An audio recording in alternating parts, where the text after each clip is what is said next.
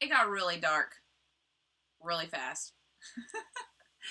So I am 1 year out and a few days. This is obviously a good moment for me to stop and film this video. So it's like a year and 3 days. And God, the sun was, let me turn off my light. The sun was just out and now it looks like crap. Maybe, I don't know if that's better, but my husband's not mowing anymore. So I tried one video before this and there was like a lawnmower and like a man yelling at me through the window. So this is a little better, I guess. I'll go ahead and start in on all of the things I wondered about 1 year ago. All of the questions that I researched on YouTube that were extremely hard to find.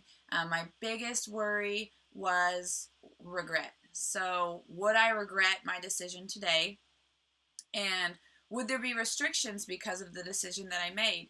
And I am here to tell you that I work out 3 to 5 times a week, 5 on a really good week, 2 on a really bad week.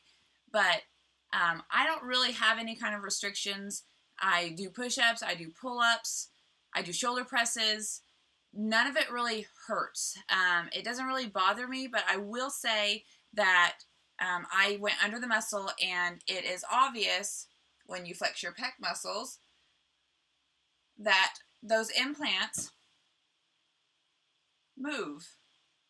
I don't know if girls who actually have natural breasts experience that. Me, myself, I'm not used to that, but it doesn't bother me. It doesn't hurt.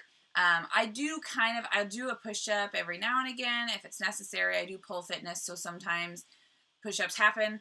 But inevitably, I try to avoid any kind of exercise that's going to beef up my pecs because I bought my pecs. Like, they're where I want them to be, and I don't want to risk deforming the actual implant just by a simple exercise. So I typically do a lot of pull-ups because that targets a lot of different areas, and then shoulder presses because I'm a super scrawny person if I don't work out, like a beanpole.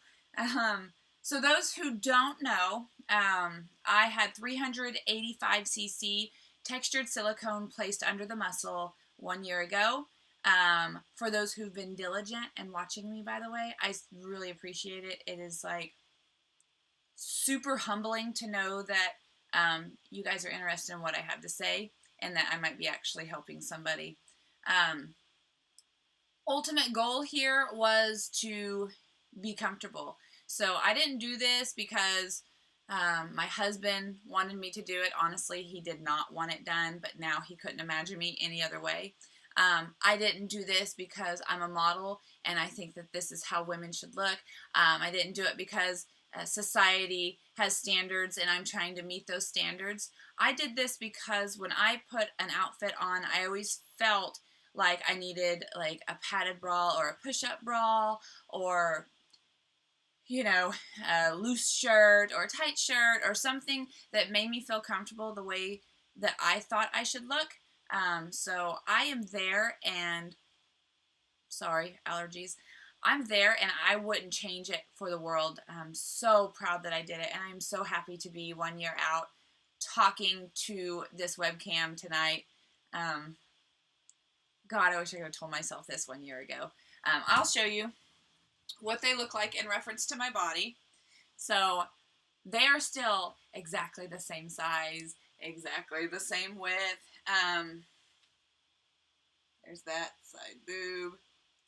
And as far as the softness goes, yeah, it's honestly what I expected. I'm really glad that Dr. Jones suggested these to me. I did consider textured implants, but I didn't like set my mind on them. But he and I talked, and after discussion, I'm a super active girl, so I don't want like saggy boobs. I wanted natural looking. Obviously, I don't have a lot of sag.